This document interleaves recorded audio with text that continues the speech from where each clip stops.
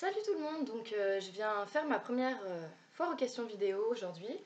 Il y avait pas mal de personnes qui me l'avaient demandé en fait sur ma page, mais j'avais jamais osé parce que les vidéos sur YouTube, je suis un petit peu timide, ça me paraissait un peu une épreuve de passer devant la caméra, mais bon, je me suis dit allez, on y va. J'ai recueilli pas mal de questions sur H, j'en ai sélectionné 20. Parce que j'ai dû forcément trier, parce que les questions comme pourquoi est-ce que t'es plus avec ton ex, qu'est-ce que tu mets comme petite culotte, voilà, ça non, je ne me vois pas répondre à ça, ça tient vraiment de l'ordre privé pour certaines et complètement stupide pour d'autres questions. Donc voilà, j'ai fait un tri, donc on va commencer. Et je voulais m'excuser aussi pour la qualité de la vidéo parce que je filme avec la webcam de mon copain parce que je n'ai pas de caméra, donc voilà. Alors, première question, comment t'es venue l'idée de la photo? Alors j'ai commencé la photo avec Dominique Fusina le 26 juin 2012. Je sais, c'est précis, mais première séance photo, ça ne s'oublie pas.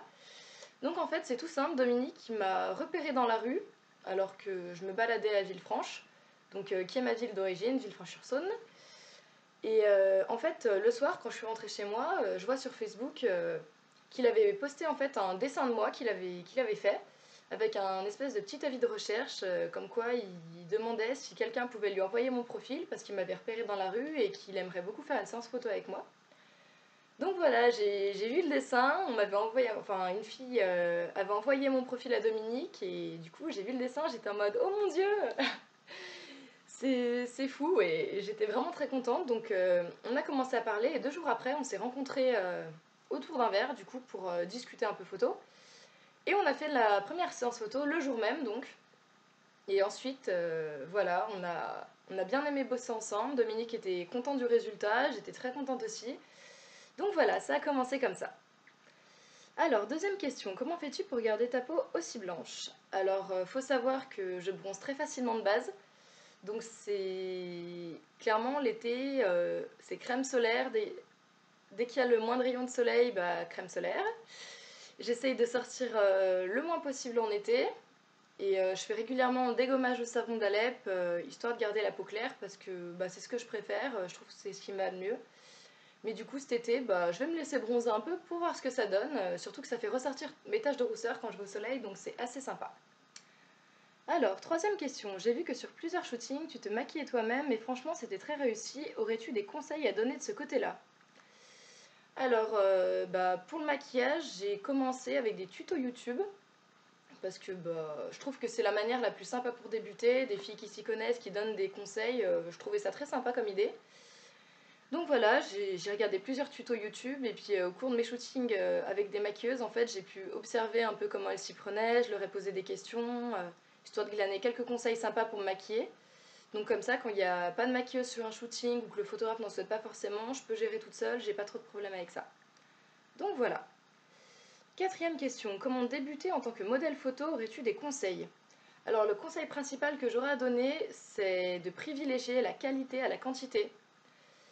Si un photographe amateur par exemple, j'ai rien contre les photographes amateurs, je précise, mais certains photographes amateurs vous proposeront par exemple d'avoir 200 photos en un après-midi, moi clairement je dis non, 200 photos ça ne sert à rien, elles vont toutes se ressembler. Une séance photo pour moi c'est 10 photos grand maximum, parce que sinon je vois pas l'intérêt, elles vont se ressembler, je trouve ça dommage. Et surtout, pour débuter, n'hésitez pas à vous offrir un shooting avec un photographe dont vous aimez le travail, parce que pour commencer un book, c'est l'idéal. Si vous avez de belles photos à proposer, vous décrocherez plus facilement des collaborations, et ce sera beaucoup mieux pour vous. Et bien sélectionner ces collaborations, surtout, n'ayez pas peur. Moi, je sais que des fois, on me traite de snob parce que je refuse des collaborations, c'est que non. J'ai toujours appris, et on m'a toujours appris d'ailleurs, à bien sélectionner mes photographes, à faire vraiment que ce qui me plaisait, et je pense que c'est la meilleure solution en fait pour avoir un bon book et pas avoir des photos de soi pas top qui traînent sur le net. Donc voilà. Cinquième question, quel a été ton plus beau projet? Alors il y en a vraiment beaucoup, parce que j'ai shooté avec beaucoup de photographes. Le dernier très beau projet que j'ai fait en date, c'était avec la styliste Caroline Kennel, donc qui est une créatrice de robes de mariée. Le photographe, donc c'était mon meilleur ami Raphaël Enjoyart, qui est un photographe de talent. Franchement, allez voir son boulot, il fait vraiment des super photos. Et du coup, le rendu de cette séance était absolument magique. On était dans un château magnifique. Je portais les magnifiques créations de Caroline. Raphaël a su embellir tout ça. Désolée, je commence à me perdre. Il a su vraiment embellir tout ça et je suis vraiment très contente. Et pour moi, c'était le dernier gros projet que j'ai fait ces derniers temps. Après, là, j'en ai des très beaux qui arrivent aussi. Mais voilà, c'était le dernier en date. Sixième question, quel est ton plus mauvais souvenir avec un photographe? Alors en fait, les mauvais souvenirs photographiques pour moi, c'est quand il n'y a pas de feeling avec le photographe. Quand la relation elle est vraiment froide, il y a pas de communication. Moi je sais que je me sens mal à l'aise quand il n'y a pas de feeling et ça se voit forcément sur les photos. C'est pas que je pose moins bien, c'est que j'arrive pas à me lâcher, je suis moins expressive, je n'y arrive pas. Et il y a par exemple un photographe qui le feeling n'est pas du tout passé. Du coup, bah, je pense que sur les photos, ça a dû se voir parce qu'il a même pas sorti une seule photo. On s'est même pas reparlé après le shooting, donc pas très bon souvenir de photos. Et c'est très rare, par contre, ça m'est arrivé, bah, je crois qu'une fois ou deux peut-être, mais c'est tout. Voilà. Septième question, si tu devais résumer ce qu'être modèle t'a apporté en 3 mots. Alors, je résumerais ça par passion, parce que c'est une passion que j'ai découverte grâce à Dominique et qui m'a pas lâchée depuis. Je suis toujours aussi motivée dans les projets que je fais et ça me plaît toujours autant. Du bonheur parce que bah, pouvoir faire sa passion quasiment tous les jours, c'est génial. Et pas mal d'amis aussi parce que j'ai découvert des personnes adorables dans le monde de la photo et j'en suis vraiment très contente de ces rencontres que j'ai faites parce que c'est vraiment le bonheur. Huitième question, quelle est ta coiffure préférée et celle que tu fais le plus au quotidien? Alors, je garde souvent les cheveux détachés, mais souvent je préfère faire une couronne de tresses, donc plaquer tout autour de la tête, parce que j'aime beaucoup ça. Sinon, je fais souvent des tresses aussi, que ce soit des tresses plaquées, tresses africaines, j'aime bien varier. Et en général, je garde mes cheveux attachés quand je peux, histoire de pas trop les abîmer avec le vent, la pollution et tout. Neuvième question, as-tu déjà réalisé des projets personnels en photo et en as-tu de nouveaux en tête? Alors oui, j'ai pas encore réalisé mon gros projet parce qu'il est en cours en fait. Il y a un photographe donc j'ai trouvé qui a accepté de m'assister pour ce projet parce que c'est vraiment quelque chose que je voulais retoucher moi-même, que j'ai tout dans la tête. J'ai trouvé une maquilleuse adorable et très créative qui va donc faire ce projet avec moi et le photographe donc Tony. Donc ça va être très chouette, j'ai vraiment hâte et je dis aussi merci à Ariana pour le prêt de sa jolie tenue parce que je vais pas spoiler d'une jolie tenue que je vais pouvoir porter pour une partie de ce shooting et voilà, je lui fais des gros bisous. Alors, qu'est-ce qui te plaît le plus dans ton activité? Alors clairement tout. Les rencontres, le fait d'être chouchoutée par les maquilleuses parce que faut l'avouer c'est quand même très agréable.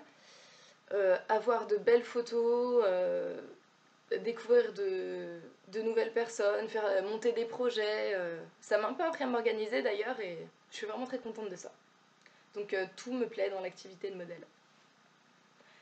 11e question, qui n'a rien à voir avec la photo, c'est une question hors sujet. Mais c'est pas grave, j'avais dit que je répondrais à quasiment tout, donc voilà. Le pire faux pas mode selon toi? Alors pour moi, il n'y a pas de faux pas mode, il y a juste que certaines personnes ne savent pas adapter la mode, je dirais. Parce que pour moi, des gamines de 12 ans qui suivent la mode en mettant des cuissardes et des mini-shorts, c'est pas possible. À 12 ans, non. Enfin, à 12 ans, tu mets ton jean, ton t-shirt, ce que tu veux, mais tu te mets pas avec des cuissardes, c'est... Non. Et pareil, après, pour les femmes de 60 ans qui se mettent en total look cuir, legging en cuir, cuissardes en cuir, veste en cuir, avec un maquillage épais comme ça, non. Non, c'est pas possible. Enfin, j'ai rien contre ce genre de vêtements, mais en shooting, oui. Mais faut un minimum savoir faire avec son âge, quoi. À un moment, ça devient vulgaire. Donc voilà. 12e question. Que penses-tu du monde de la photo lyonnais? Alors, le monde de la photo lyonnais, il faut savoir que il y a de très bonnes choses. Donc, j'ai fait de très bonnes rencontres avec par exemple les apéros photo qui est à Lyon. J'ai rencontré beaucoup de personnes, bien rigolé. Franchement, c'était très chouette, mais il y a aussi un sacré degré d'hypocrisie assez incroyable. Tout le monde se casse du sucre dans le dos, donc ça, j'aime pas beaucoup ce côté-là, mais je pense que c'est pas spécifique au milieu de la photo lyonnaise, ça doit être à peu près dans tous les milieux photo. Donc je trouve ça un peu dommage que tout le monde se casse du sucre dans le dos, mais bon. C'est comme ça, mais bon. C'est pour ça que du coup je vais plus souvent aux apéros photos parce que ça m'intéresse plus trop toute cette hypocrisie. 13e question. Quelle petite phrase aimerais-tu dire à tous les détraqueurs? Alors une petite phrase que j'aimerais adresser aux crétins qui signalent mes photos. La plupart des gens, vous allez tous sur des sites porno, je sais pas quoi, vous n'allez pas signaler le site. Alors quand on voit un bout de téton en transparent sur une photo qui est purement artistique, si elle vous plaît pas, fermez l'onglet. Fermez l'onglet, désabonnez-vous de la page, je sais pas. Mais venez pas la signaler parce que je vois la dernière photo que qui a été signalée, c'est une photo que j'ai faite avec Frank Burkhalter, qui est une photo qui est vraiment belle. Pour une fois, j'ai voulu faire confiance. Il y avait 1 mm de téton sur la photo, un pixel. Elle a été signalée pour ça, j'ai mon compte bloqué. Donc arrêtez, clairement, cassez-vous de ma page si ça vous plaît pas que je fasse du topless des fois, mais non, venez pas la signaler parce que c'est dommage pour le travail du photographe et pour moi aussi. Franchement, ça me démotive complètement de voir des gens faire ça. Donc voilà, c'était juste un petit mot pour ça. Très, très sympa comme question d'ailleurs. Donc voilà. 14e question. Quel était le maquillage que tu as le préféré porter pendant tes shoots? Que tu as le préféré? Pas très français cette question. Enfin bon. J'ai pas de maquillage préféré parce que j'ai eu l'occasion de bosser avec vraiment des maquilleuses de talent qui géraient toutes super bien leur maquillage. Et j'ai pas de maquillage préféré, j'ai adoré toutes mes collaborations maquillage. Certains c'était plus artistique que d'autres, mais c'était toujours très soigné et fait avec passion. Donc je peux pas dire que j'ai préféré tel ou tel maquillage, non, j'ai tout aimé, donc voilà. 15e question. Qu'est-ce que tu aimes faire de ton temps libre? Alors forcément de la photo. J'aime bien faire de la musique aussi. Je chante un petit peu, mon copain joue de la guitare, donc on s'amuse un petit peu comme ça. J'aime beaucoup lire aussi, surtout de la science-fiction, donc Stephen King, Bernard Werber. C'est pour moi tout ça. Je suis totalement fan. Sinon voilà, il n'y a pas spécialement grand chose. J'avoue que je suis un petit peu geek sur les bords avec League of Legends par exemple. Mais bon, ça je tiens ça de ma mère. Hein. Maman geek, fille geek forcément. Donc voilà, beaucoup de choses. 16e question, as-tu des origines? Donc oui, je suis japonaise et espagnole. Donc c'est un mix un peu étrange, mais voilà, ça donne ça. 17e question, es-tu contre ou pour la retouche de ton corps? Alors ça c'est le sujet qui fâche aussi. Donc moi, il faut savoir que en taille, je fais du 36 pour le haut, du 38-40 pour le bas, je l'assume parfaitement. Donc évitez de me transformer en taille 34, je ne supporte pas ça. Si vous voulez une mannequin taille 34, vous prenez une mannequin directement taille 34. Parce que non, je déteste qu'on me maigrisse sur les photos, ou qu'on me grossisse les seins, ou je ne sais trop quoi. Quand c'est par exemple une photo, imaginons il y a une photo avec un angle comme ça, il y a l'os là qui fait pas super joli, mais c'est dû à la pose. Non, ça me dérange pas qu'on le rentre un petit peu, c'est dû à la pose. Pareil, Olivier Perry par exemple me fait souvent prendre une pose, c'est comme ça, les mains dans le dos. Oui, là ça fait un petit bourrelet, donc dû à la pose forcément. Et oui, ça me dérange pas qu'on le rentre, mais sinon le reste non. Enfin, pour moi, on prend une modèle telle qu'elle est et on va pas la retoucher derrière, quoi, sauf si c'est vraiment un angle qui fait ça ou la pose. Alors, 18e question. Qu'est-ce qui t'inspire pour les poses et à quoi penses-tu quand tu poses? Alors, ce qui m'inspire pour les poses, principalement, c'est le thème. Si je fais un thème rétro, je vais pas voir la même chose, enfin, je vais pas faire les mêmes poses que si je fais un thème féerique, par exemple. Je m'adapte vraiment au thème, au lieu. C'est pour ça que quand il y a une maquilleuse et qu'on a un stylisme particulier, je trouve que ça aide vraiment à se mettre dans la peau du personnage pour la photo, donc c'est très sympa. Et à quoi penses-tu quand tu poses? Bah, à ce que je fais.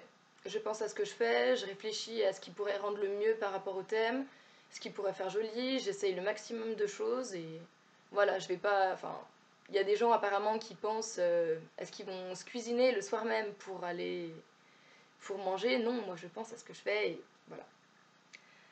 19e question, pourquoi Meijika Setsunai comme pseudo? Alors, faut savoir que avant j'avais. Enfin, suite à une étape de décoloration de cheveux, j'avais une couleur de cheveux assez étrange. En fait, il y a une grand-mère dans la rue qui m'a appelée Bambi. Je n'ai pas compris pourquoi, mais ça a beaucoup fait rigoler mes amis.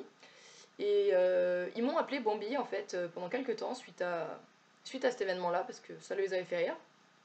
Et au moment en fait où j'ai eu besoin d'un pseudo suite à ma première photo avec Dominique, parce que je voulais pas utiliser mon vrai nom, parce que c'est une façon de se sécuriser un petit peu via internet et tout, parce qu'il y a un certain respect de la vie privée, parce que des fois j'ai des gens qui arrivent à trouver mon numéro de téléphone et qui me harcèlent au téléphone pour avoir des infos sur moi. Non, ça me fait flipper, donc c'est pour ça que je préfère utiliser un pseudo. Donc Mejika en fait ça veut dire biche, donc c'est un clin d'œil à mes origines japonaises parce que puisque mon pseudo est en japonais. Donc Mejika Setsunai ça veut dire biche mélancolique. Voilà, mélancolique parce que c'est un trait de caractère qui est très dominant chez moi. Et voilà. Et 20e question, quelle relation entretiens-tu avec Dominique Fujina? Une relation très amicale puisque c'est le premier photographe avec qui j'ai shooté, c'est celui qui m'a découverte entre parenthèses.